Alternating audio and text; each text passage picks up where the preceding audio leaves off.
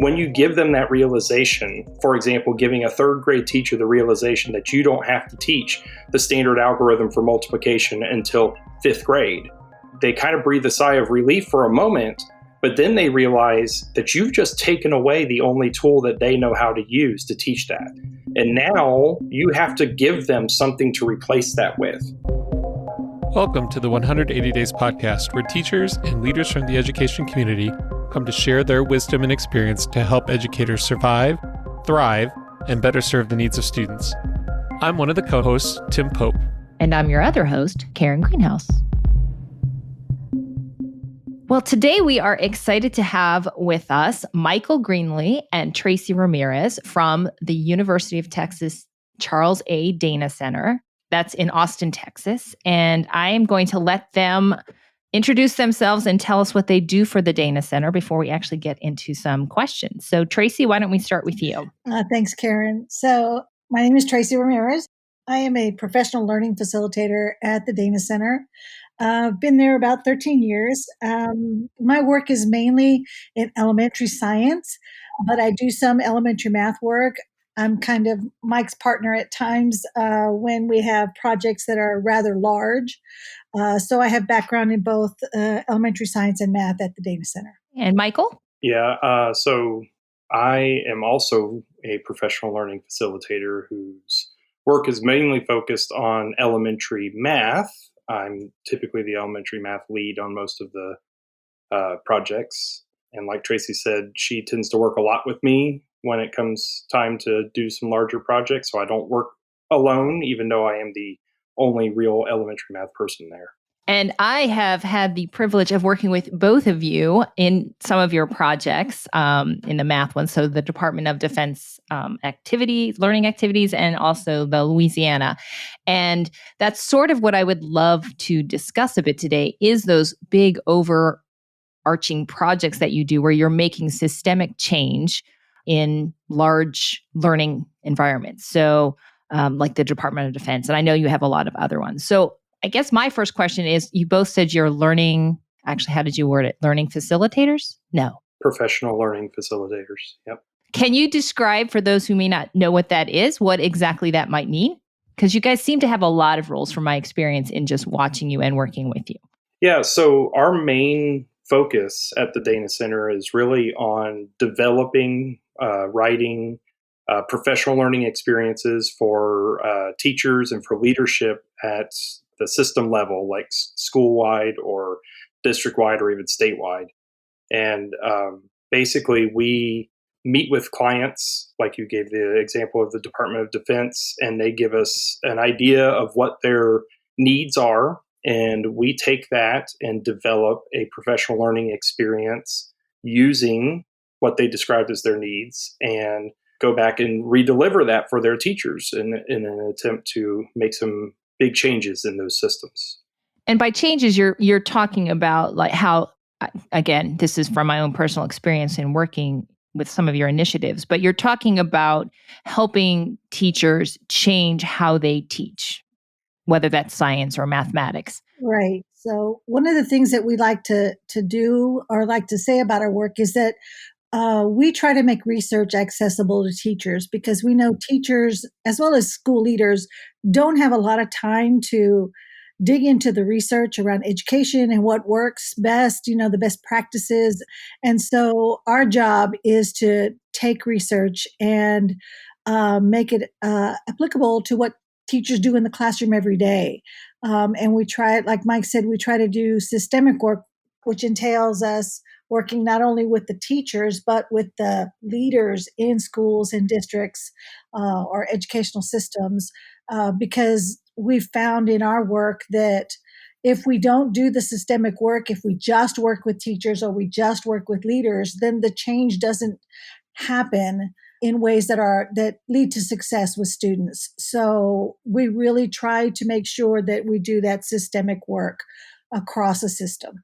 Yeah, I think she has a pretty important distinction that she made there at the beginning, that this isn't stuff that we're making up. This is all research-based kinds of initiatives. Like she said, we have more time to dive into that research. So when they give us those needs assessments of what they need in their system, we have the time to go do that research and to put it into practice. And we tend to give them kind of a practical application of that research. Like it's one thing to tell teachers you need more rigor in your classroom, but most teachers don't know what that means or what it looks like. In fact, most of the time, the leadership who told them to do it don't know what they're even looking for. And so our goal is to dive a little bit deeper into what that actually looks like in the classroom and give them some practical applications so they can implement it with fidelity. Looking at that implementation of research in schools, and I'm going to ask you to make some gross generalizations here, so bear with me. Can you list, like, what are a couple things that, as you're looking at observing teachers and observing school leaders, what are a couple things that, like, hey, if this is really going well, like, these are reasons to feel positive?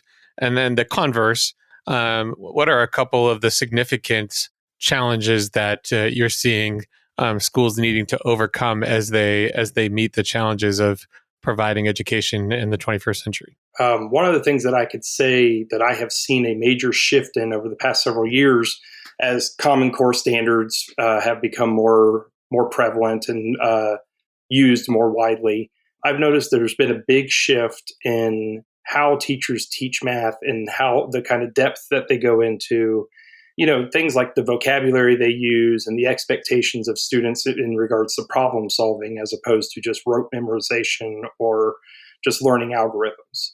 In contrast to that, the biggest issue I'm seeing across the board is that, especially at the elementary level, teachers have a lack of content knowledge. And that's not to say that they don't understand elementary math. It's just to say that they don't necessarily understand the complexities of how to teach students at an elementary level, because it's way more complex than just teaching kids how to count and teaching them how to add and subtract.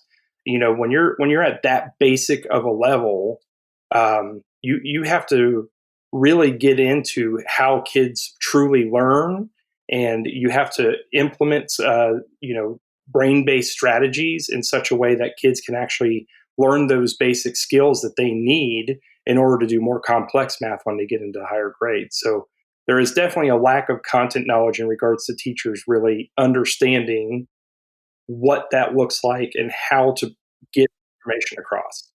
So I'm going to piggyback on some of the stuff Mike said. I think some of the cool things we really see in our work, both in math and science, is as we help teachers and leaders understand some of the best practices that research calls out, we start to see teachers taking risks, trying new things in their classroom and coming away with some successes. Because, you get those small successes in your classroom and it encourages you as a teacher, as an educator, to want to do more. So we start to see those kinds of changes, those kinds of shifts with teachers and their practice.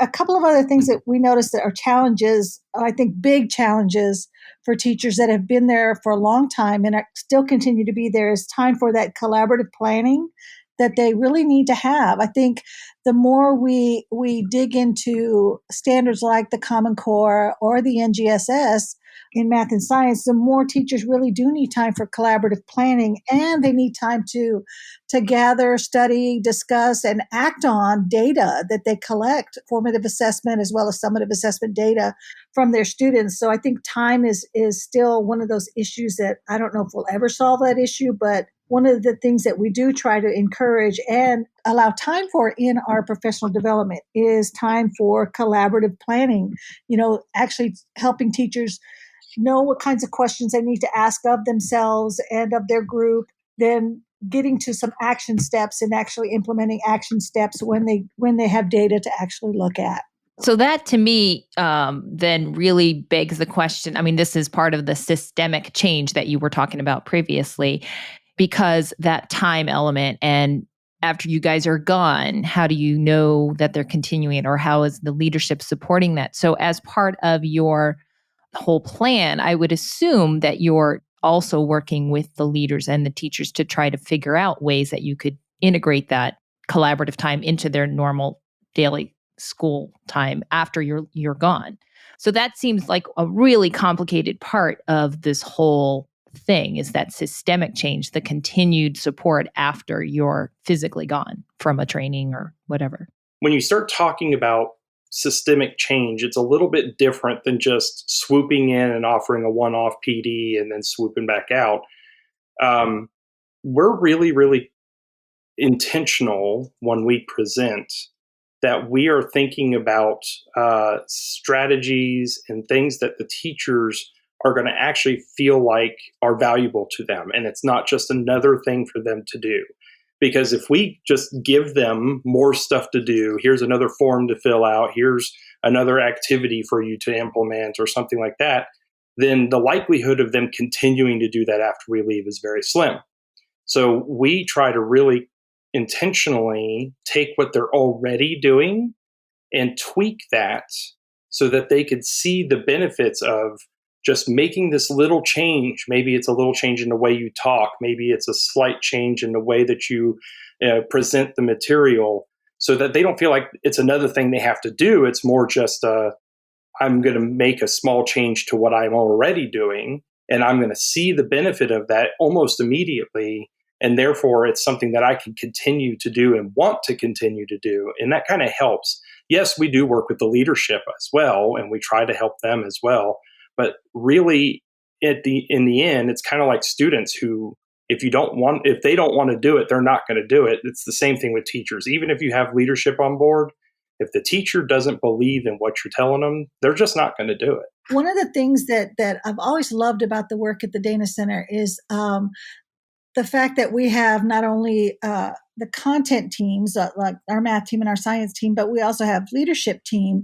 And oftentimes when we do systemic work, the leadership team plans with the content teams to make sure that what they present to leadership as professional development is stuff that's going to support the teachers in implementing what they need to implement, so that we get this overall idea of helping them put into place these cyclical processes that will help them plan, implement, and then collect data and act on that data. And that the leadership becomes a driving force behind these cyclical processes, because they have to learn what to look for, how to help teachers continue these processes, and encourage them to keep working through these cyclical processes in order to make sure that these changes continue after we're gone, because we're not going to be there forever. We're just going to be there for a certain amount of time.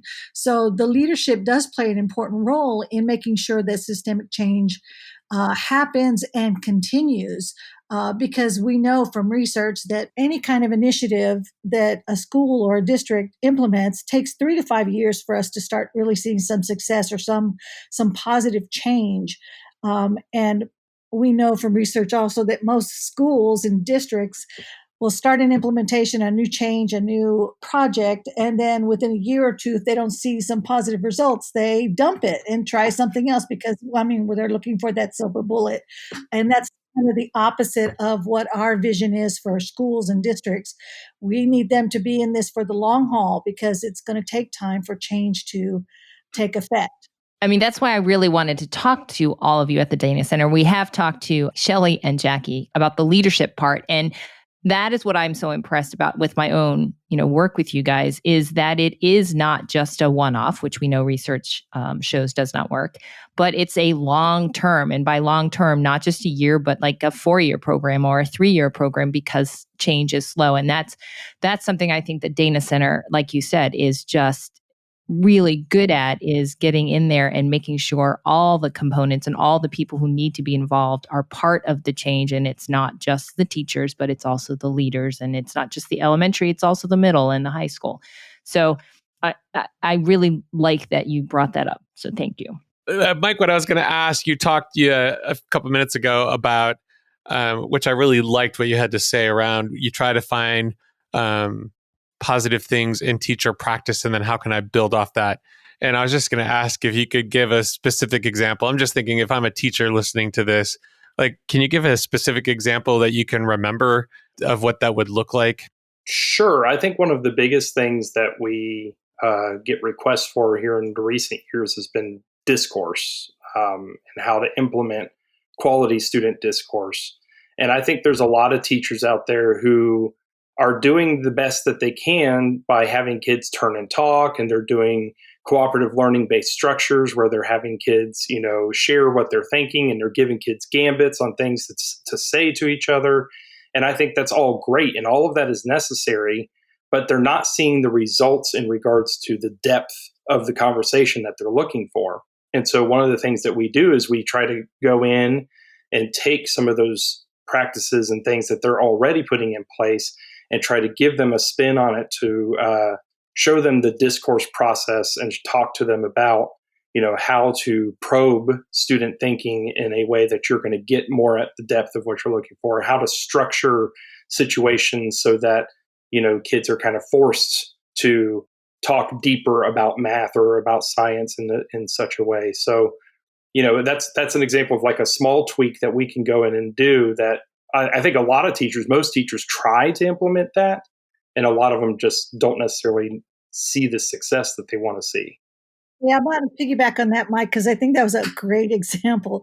I think that's something we found a lot of success with, the discourse piece, because I think Mike would agree with me that elementary teachers are great at pedagogy. I mean, they really are. They need help with content, though. And so we piggyback on a lot of what they know in pedagogy, like some of those strategies that they learn as reading teachers, the turn and talk, think, pair, share, those strategies they use in ELA, and then help them use those same strategies in math and science, and then increase their understanding of how to take that even farther by using things like, those 5 practices for that effective discourse.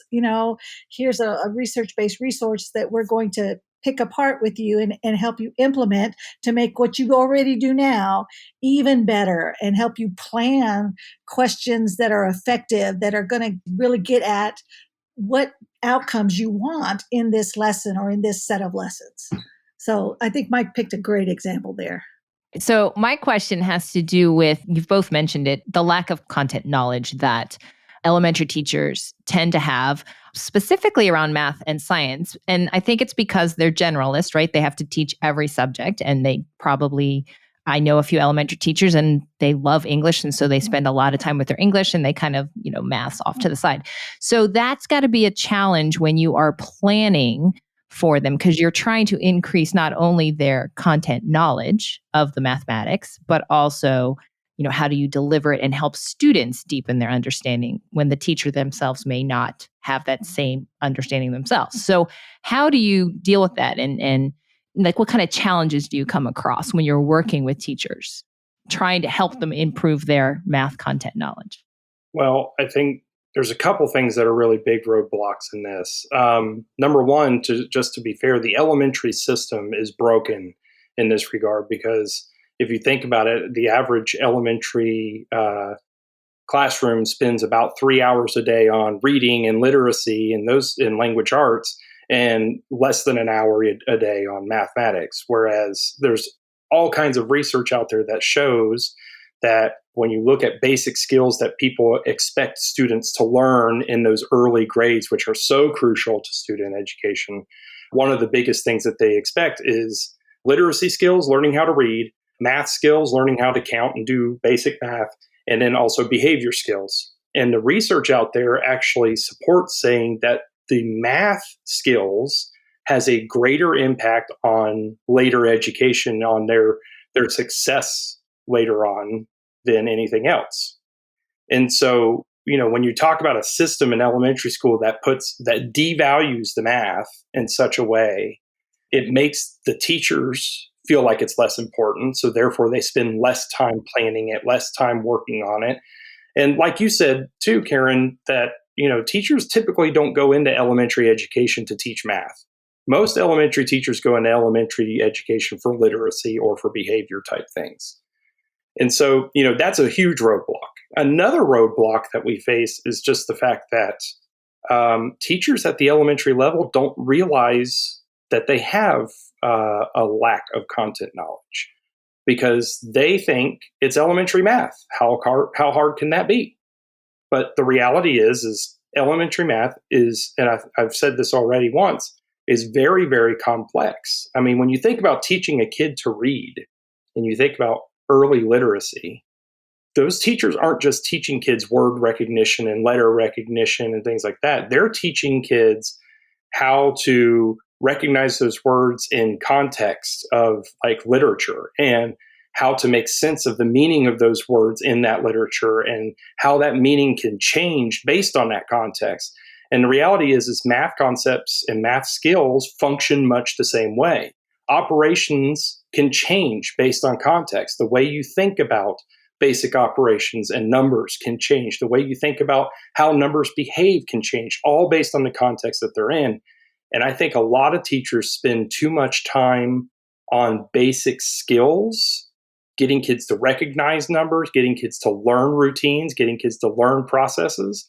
And they don't spend enough time on thinking skills of getting kids to think about numbers and think about them in the real world and think about the context and how that affects them. All right, I think we have a title for this podcast: Hot Takes from the Dana Center Elementary Team. Exactly. I mean, I'm teaching a class right now at the university level. So it's a math master's class, and it is algebraic reasoning. And we start, our first 3 weeks are all in elementary. Just what are integers? What are, and how is this foundation so important? What's the inverse? What's the zero? All these things.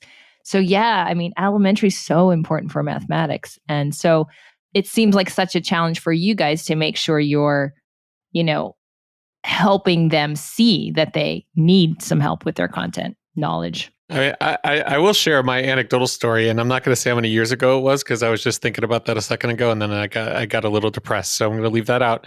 But my oldest son, we adopted from Russia, and I have this distinct memory of having, he was older, he was in 4th grade when we adopted him. And I have this distinct memory of going to the parent conferences with his teaching team, and they gave me an incredibly lucid and detailed explanation of his struggles to acquire English reading skills. And like, here's where he's struggling, and they had a deep understanding of it. And then I said, what about math? And their quote was, yeah, he's struggling there too. So I get your point. Yeah. And I mean, I think that's typical. People, like I said, kind of devalue what happens in elementary math. I mean, think about when Common Core came out and there was this uproar from parents, especially about new math, and why can't you just teach my kids how to add? And why can't you just teach them how to subtract? As if it's that easy.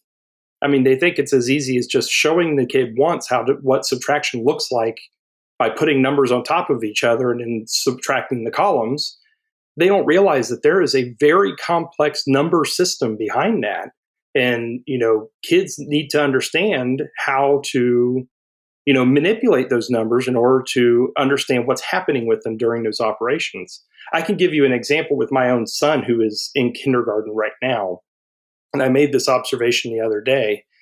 He can do math way, to me, it's above and beyond what he should be able to do in kindergarten. Like I can make some comment about how, my daughter who's 10, when she's 12, she's going to have to do this. And he'll just spit out of nowhere, that means she only has 2 more years. And he does it so quickly. And, that's subtraction or addition skills that he's doing there. But he doesn't realize that. He's not thinking of it in terms of numerals on a page. He's not thinking of it in terms of the operation symbol and stacking numbers. He's just thinking of it in terms of context. And so through that context, he knows it. He knows subtracting 2 digits by 1 digit, which is not a skill that he should know yet. But I'm afraid, and I made this comment to my wife, I'm afraid what's going to happen is school's going to ruin him, because he's going to go into that kindergarten classroom or that 1st grade classroom, and they're going to make it all about numbers on a page, which is very different than the way he's thinking right now. And he's going to all of a sudden think math is way more complex than he originally thought, and it really isn't. And I think that's an important thing for us. He's thinking mathematically and not algorithmically. Exactly. We force them into a process once they get to school, and that's I think the huge dilemma, and that's why people hate math, right? They're forced to change their natural way of thinking about. I think one of the things that you all bring up, or that we can even expand upon in this conversation, is the idea that with the Common Core, I mean, I have to say that as an educator who's been in teaching a long time, Tim. No. I know. Remember, this is audio only. As far as everyone's concerned, you're 32. I've been in teaching longer than that. I think about how far we've come. And when the Common Core came into effect, I can't tell you how excited I was for mathematics. It's just like, yes, this is what we've been waiting for since I was a young teacher. And I remember when I was first teaching, or when I was a young teacher, I don't know, Tim or Karen, if you can recall, but I remember going to professional development for gifted and talented kids. And they encouraged us, if we had gifted and talented kids, to teach them around these big themes like relationships and change over time and systems. And what we've learned over time is that is good for all kids, and think about that in terms of both math and science. I mean, if you think about mathematics as a system, because it is a number system and it has predictable changes and patterns that we can call out and use to help understand that system. And if we do certain things to that within that system, then there's certain effects that happen. And the same thing is true of science. And I think we're at a point in this country, because we've got the Common Core and the NGSS, we're at a point where somebody, I hope it's us at the Dana Center, I really do, but somebody can put together an elementary curriculum that is truly an integrated curriculum that takes the content, the science, the social studies, the mathematics, and the ELA, and integrates that around these big ideas of looking at systems and change and stability and patterns and cause and effect relationships, because really that's what mathematics and science are all about, trying to find those cause and effect relationships and understanding how a system works. And once you understand how it works, and once you know that you can look for patterns of change, then you can use that to further understand the system and manipulate it, That's what I love about the Common Core, that it gave us the opportunity to think bigger in education. And I think that Mike and the math team at the Dana Center do such a good job at helping teachers see, especially elementary teachers, see that it's not really about teaching an algorithm. It's about looking for patterns and relationships and understanding how that works, and using that understanding to dig deeper in the mathematics. And it's exciting, to be a part of that, especially knowing that for me as an educator, I've been wanting that for a long, long time. Oh, I'm with you on that. I was very excited too when the Common Core came out, because I was like, finally, someone's backing me up. I will say the Common Core has made a giant leap forward in regards to trying to get teachers to teach at a level and a depth that they need to be teaching at. But it's still not enough, because one of the biggest things that I'm seeing from teachers in implementing the Common Core is that they treat those standards as a checklist of things that I have to do. And when they look at a standard that says that a kid needs to, know how to subtract 2-digit by 2-digit numbers, well, day one of school, when they're teaching that standard, there is a 2-digit by 2-digit problem on the board, and she's going through the steps of how to do it. And what they don't understand a lot of the time is that that is an ending expectation. That is something that they are expected to be able to do at the end of this school year. It is not what you should be walking in day one to teach. And what you should be teaching is this deep understanding of what happens when you subtract larger numbers, and how does that influence, how can you decompose numbers in a way that makes them easier to subtract? And the algorithm that they're trying to teach, takes care of itself down the line when you build that understanding in first. All right. I want to pivot this just for a second, because Mike had his chance for hot takes, but Tracey hasn't had hers. So I want to throw up a softball, and Tracey, I want you to run with this, which is, of all the subjects that get hosed in the elementary school classroom, what's your argument for the fact that science also gets hosed in the typical elementary classroom? I mean, it's the same thing Mike said. ELA gets the bulk of time because, we have to teach kids to read. And I think No Child Left Behind was the driver for that. And it's a great goal. It's a lofty goal, but we have science literacy and math literacy too. And I think I think an integrated approach is the only way for elementary teachers to go. And I think, I know that when a lot of the early research came out back in the late 80s, I think it was, early 90s, where we got benchmarks for science education and Science for All Americans and Project 2061, all of that stuff that came out of AAAS, a lot of that research, is the background, the foundation for what we now have with the NGSS and that framework for K-12 science education. I think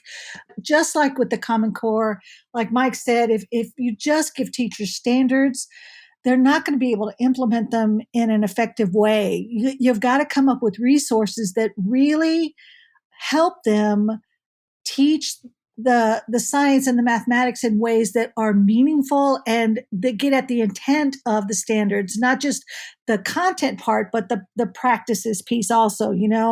We have some good things coming out in science, like the Open Science work that we're doing, the beautifully integrated science curriculums that does the work for teachers, like Engage New York does. But again, like Mike said, and I can't stress it enough, he's so right about this, in that even with a good curriculum, teachers need good professional development to help them implement it in a way that gets at the intent of the standards, because any good curriculum can turn into a textbook, and kids can still be taught the same way I know I was taught mathematics as a young student.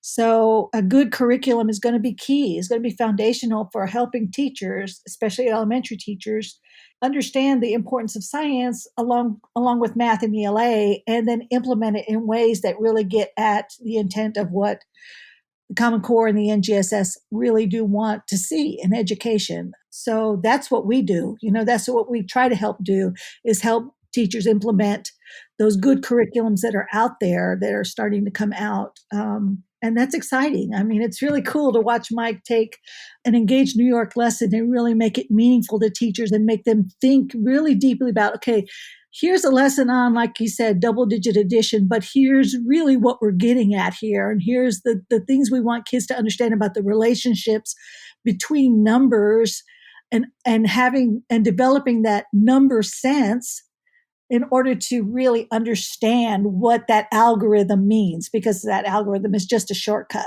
and if you understand the shortcut, then you understand a whole lot more than just lining up numbers like we were taught when we were in school. So same thing goes for science. We've got to have good curriculums, and we've got to have good PD for teachers so they can implement well, and we got to have time for them to collaborate.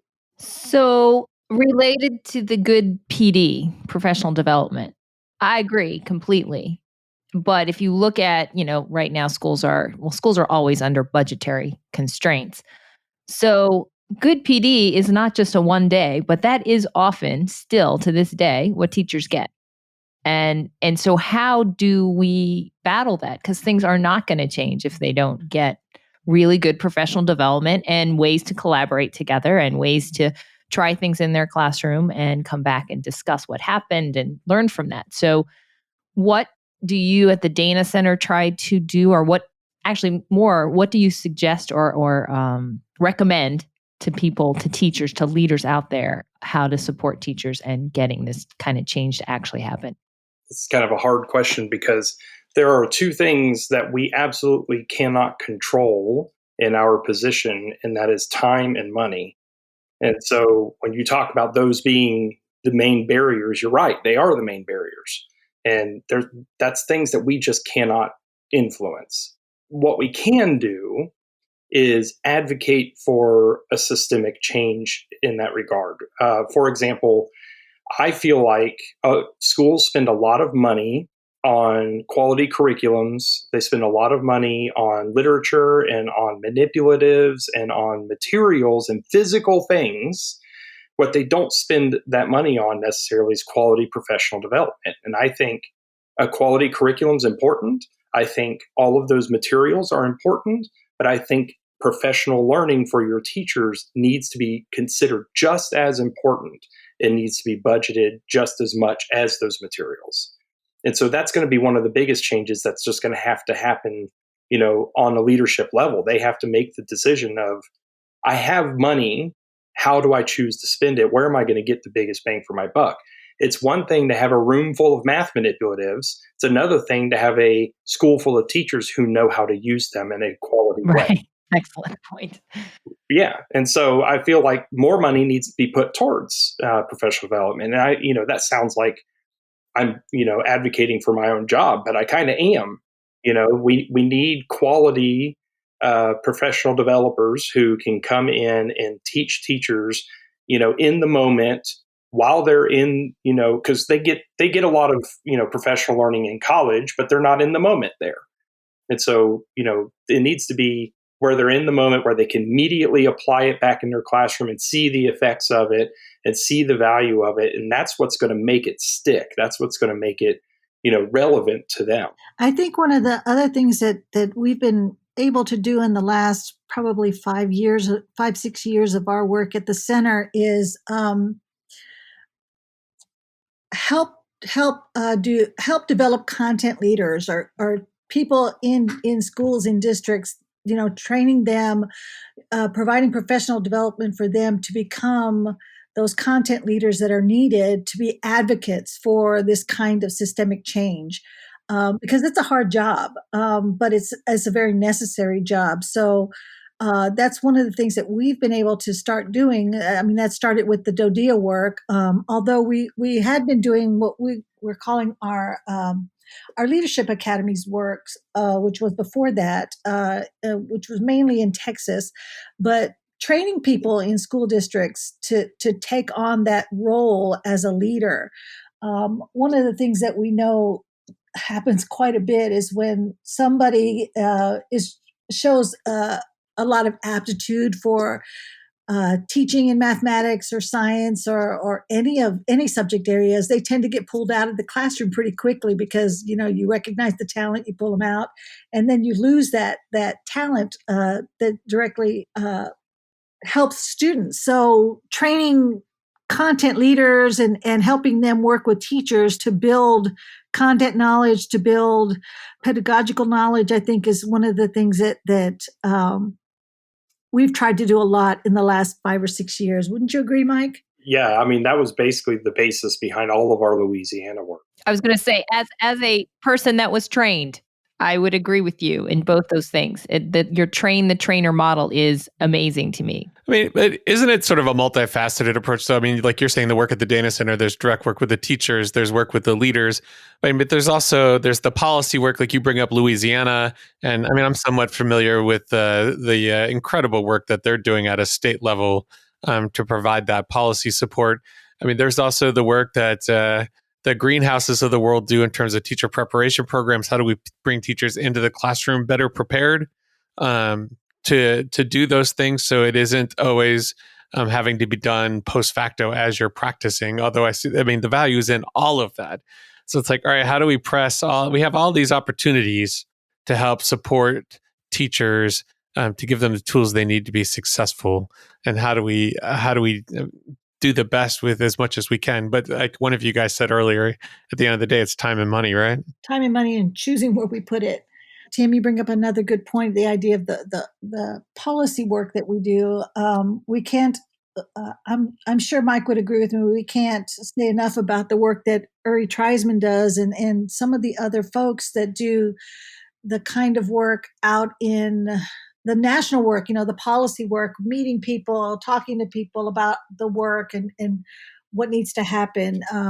I think we're really lucky at the center to have people who are dedicated to doing that work, and both at state and national levels, so that our work that we do within school districts and is more impactful, and that we have the opportunities to go into places that we may not have had opportunities to go before because of the work that, for example, that Uri does for the center. So this just reminds me of policy. So in middle school and high school, where there's the end of course tests and the ACT, SAT, big assessments, and so teachers tend to focus a lot more on process and procedures and stuff.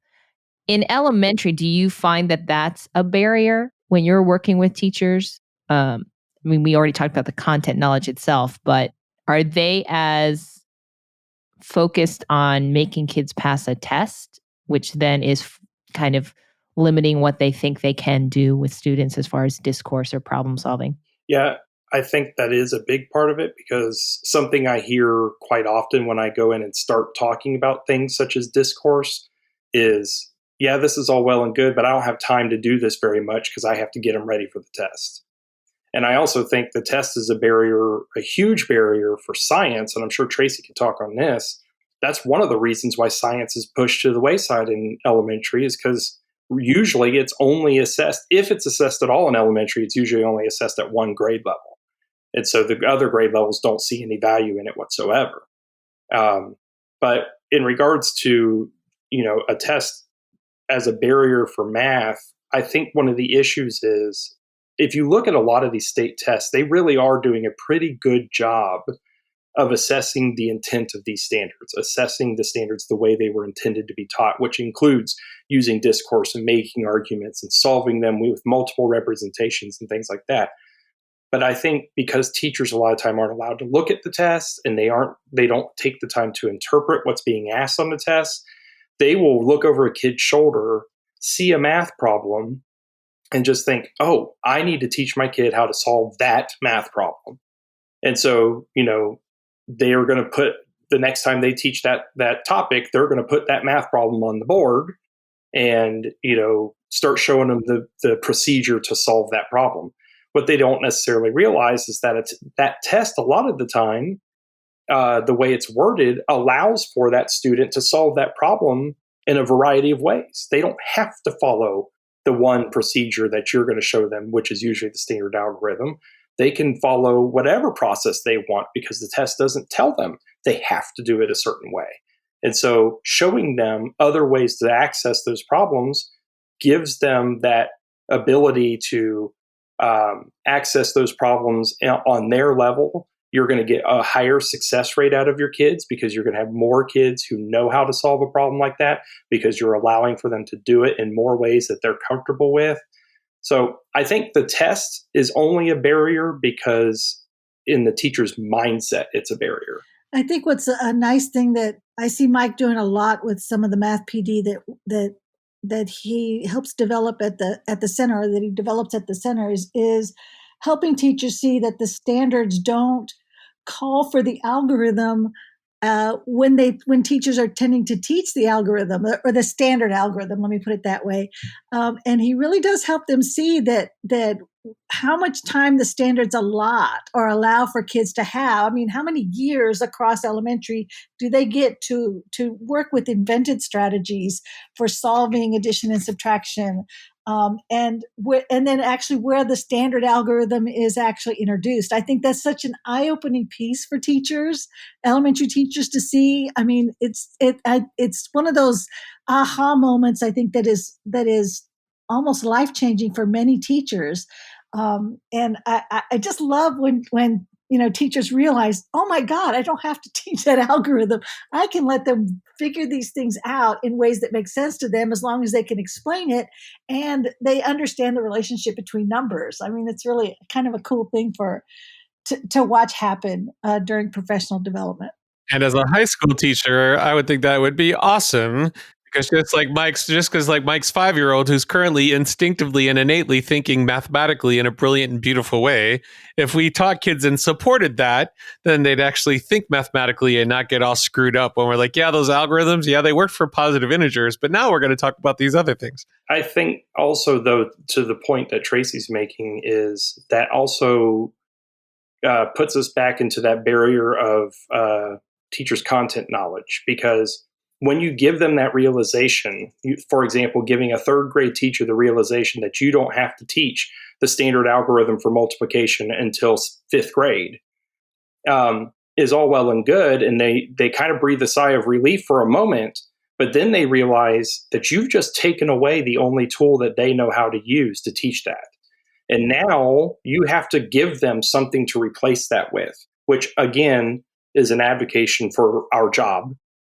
Advocation, I don't know if that's even a word, but it's a support for our job, because when we walk in and we give them that realization that, look, your standards say you don't have to do this. If you're going to take it away, you have to replace it with something. You have to give them some additional content knowledge that they can use instead. Takes us back to the idea when teachers, when they start to realize that the way that they thought mathematically when they were kids and then couldn't quite get the algorithm for something and struggled with math and then began to hate math because they just, quote unquote, didn't get it, they start to realize, oh, I did get it. I just didn't have the time to develop like I should have, which is another kind of cool understanding that they get when they do some of the PD. So it's really kind of a cool progression to watch. And I agree 100% with Mike. We have to give them, we have to not only help them realize what the standards say, but also give them the tools they need to move forward now that they understand what the standards say.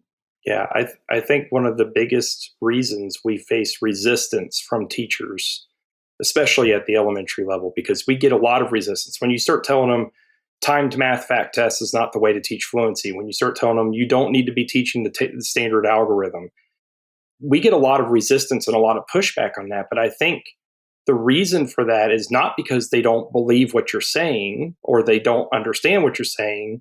It's more that you're making them uncomfortable because you're taking away the only thing they knew how to do.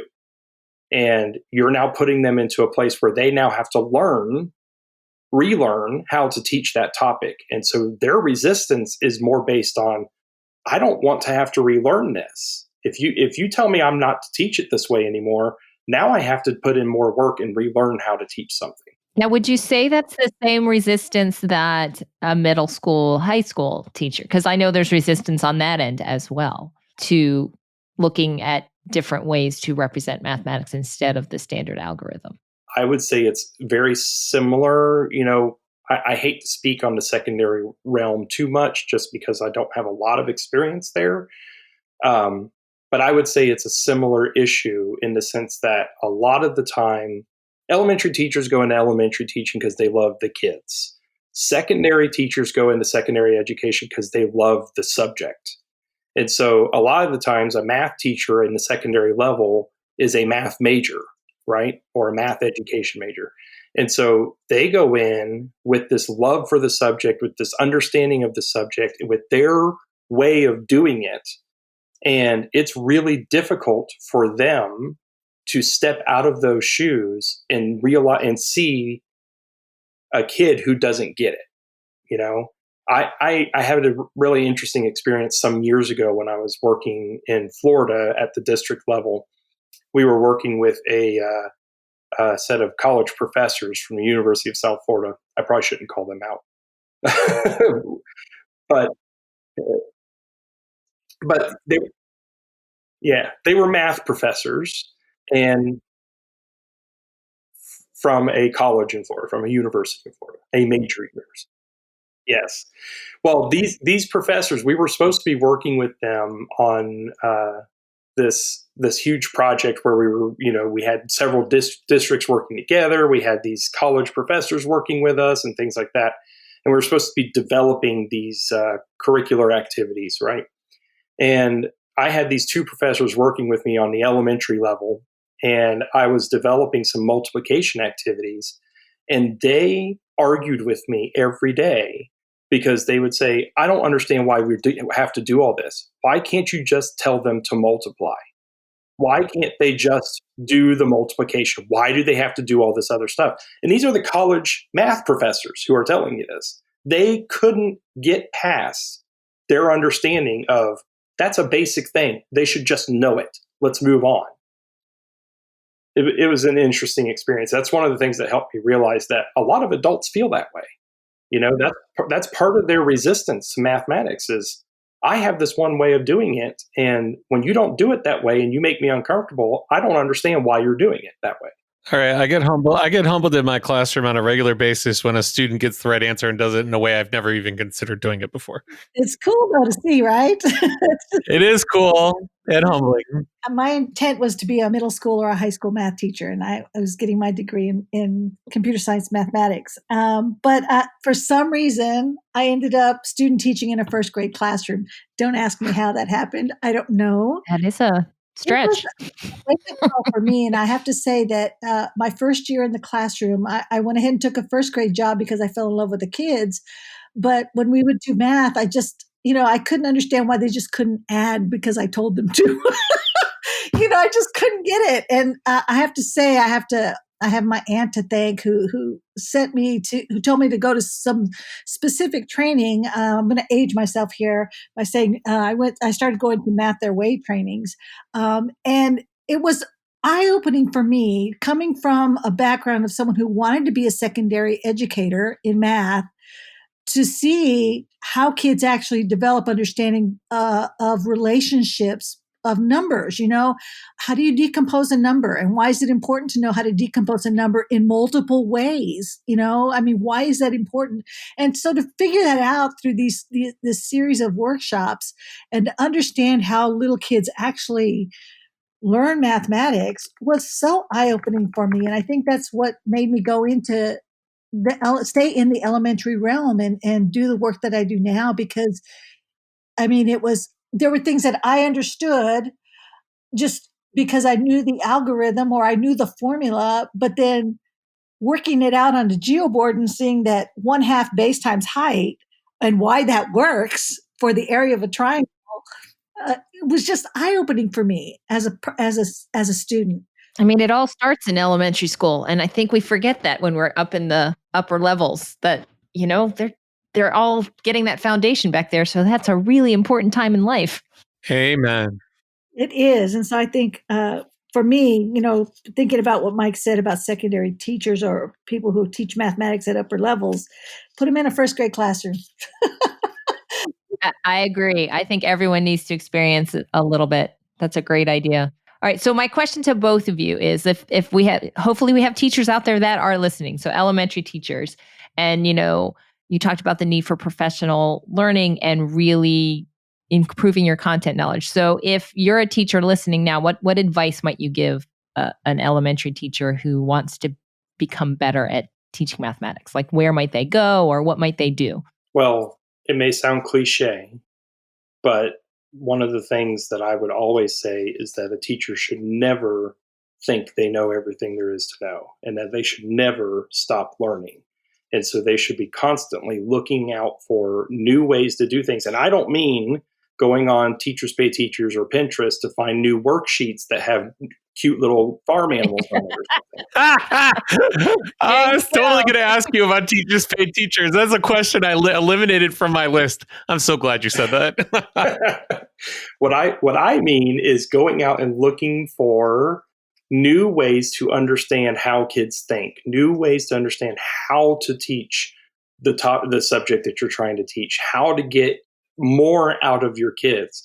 There is so many great resources out there that do so much more than just give you activities to do with your kids. They tell you why we teach it certain ways and how that impactful that is, and why it's important to use certain vocabulary at certain age levels and things like that.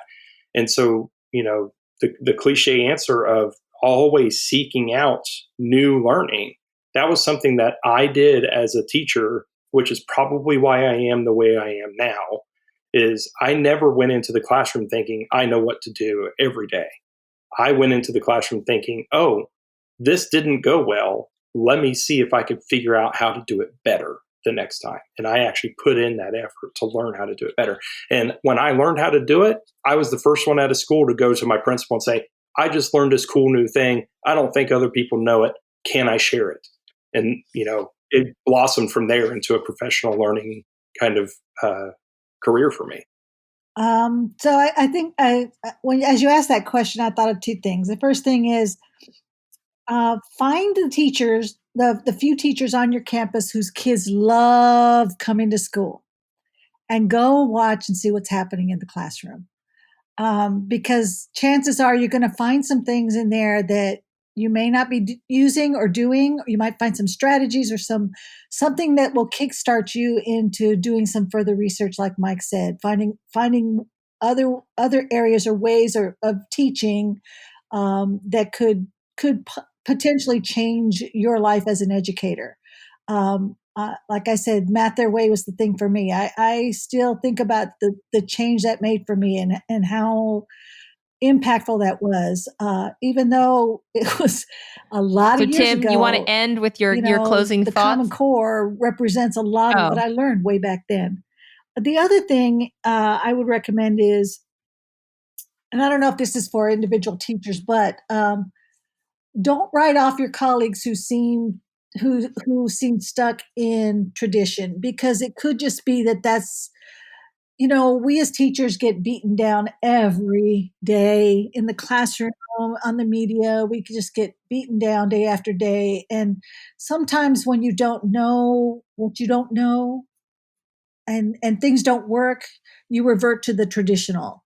And I think that's where some teachers are. They just revert to the traditional. They revert to the way they were taught, because they're not experiencing success in other ways or trying new things. So keep in mind that your colleagues, who may seem overly traditional, may just need to experience some successes with new stuff. So don't be afraid to share. Don't be afraid to be that person like Mike was, that if you find something that works, something that's really cool, or you find a resource or something that changes something in your own teaching, don't be afraid to share it, and don't be afraid to encourage your colleagues to try new stuff, to help them implement Common Core or the NGSS. I think that's important to keep in mind.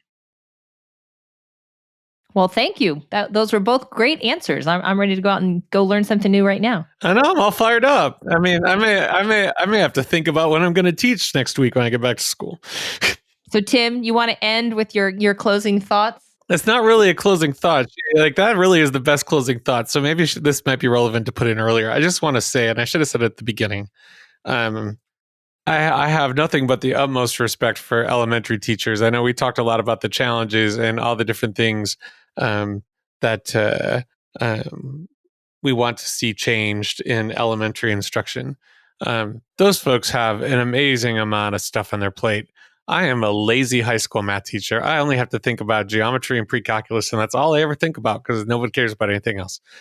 So to have a group of people who are tasked with being responsible for the socio-emotional development of young children, and I'm sure if we could have a social studies specialist on here as well as we have math and science. I mean, we could everyone say, yeah, you have to know your content. You have to have that deep embedded knowledge. And I've not met an elementary teacher who doesn't try to do that every day. I loved what you said, Tracy, about having respect for traditional teachers and the work they're doing. So I just wanted to put that out there. Like, yeah, there's a lot of challenges, but there's a lot of good too. And let's keep fighting. Let's keep fighting the good fight for these kids, because they deserve it, and so do the teachers. I would agree with you 100%, Tim, 100%. And that's why we're all here, right? We all got into education for that. Exactly. You guys gave such great fire-up talks. I thought I had to give at least a shot at it here at the end myself. Well, I think we've come to the end of our time, and I really want to thank both of you for joining us and sharing all of your expertise. We will include a link to the Dana Center and other resources if you're interested in reaching out to the Dana Center and getting some support for your initiatives as well. So thank you very much for listening. Please make sure to follow us and to check out our website where you can see all of our past episodes and sign up for our monthly newsletter. That's 180days.education. So thank you again. Thank you, Tim. Have a great day. There will always be those who scoff at intellectuals, who cry out against research, who seek to limit our educational system. The educated citizen knows how much more there is to know. Knowledge is power, more so today than ever before.